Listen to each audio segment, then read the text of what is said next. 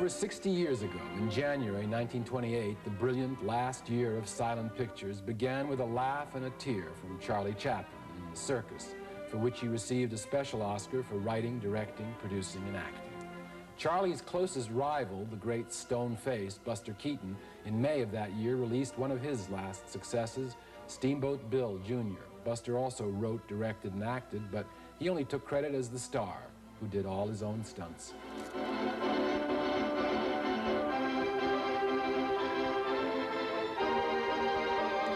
A year ago, the average attendance at U.S. movie theaters was about 21 million a week, but in 1928, the average each week was about 100 million.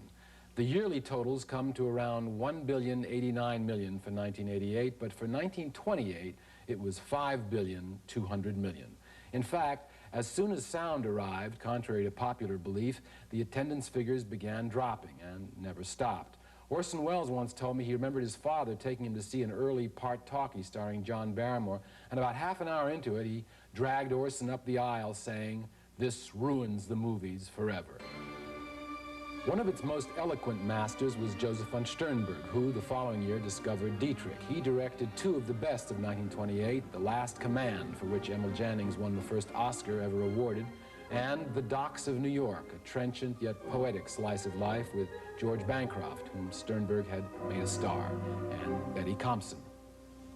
Von Sternberg also had the difficult job of cutting another master's work. The legendary Erich von Stroheim, as far as Paramount was concerned, had shot enough film for several features, and so von Sternberg was called in to cut everything down to normal length. The result became von Stroheim's last completed picture, and one of his best, The Wedding March, starring the great von Stroheim himself, with Zazu Pitts and Fay Wray in a tragic love story from old Vienna.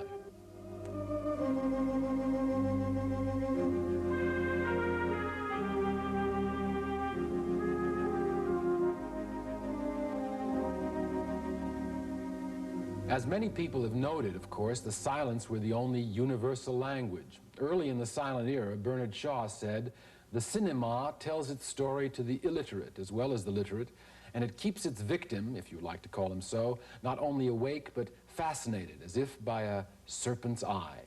And that is why the cinema is going to produce effects that all the books in the world could never produce." Well, by 1928, the silents had reached their peak, and then sound, visually speaking, put nearly everything back to zero. As Mary Pickford remarked, looking at the evolution of the art of moving pictures, you would think the talkies had come first. Another final event in 1928 was the last great starring vehicle for the sublime Lillian Gish, The Wind, directed by the master Swedish picture maker Victor Sjöström, co-starring Swedish star Lars Hansen. The subject, a book of despair and heartbreak in the Texas prairie, the director and the male star were all hand-picked by Lillian Gish, perhaps the most brilliant and uncompromising of silent actresses.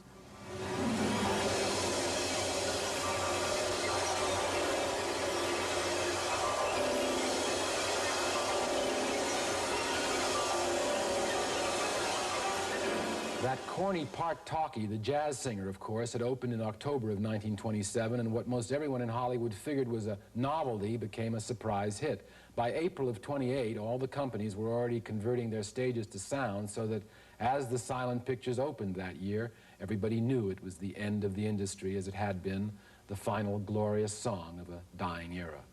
Arguably, King Vidor's best film was released in February, The Crowd, Vidor's own favorite, about an average American Joe and his family, their aspirations, their failures, their tragedy, and their endurance. Just another ordinary couple from The Crowd. And Vidor had another picture that year, Show People, an unpretentious showbiz comedy with Marion Davies, which, ironically, features guest appearances from several of Hollywood's most beloved stars about to fall from grace. The dashing first king of the movies, Douglas Fairbanks Sr., and the original stoic Westerner, William S. Hart, the great romantic John Gilbert.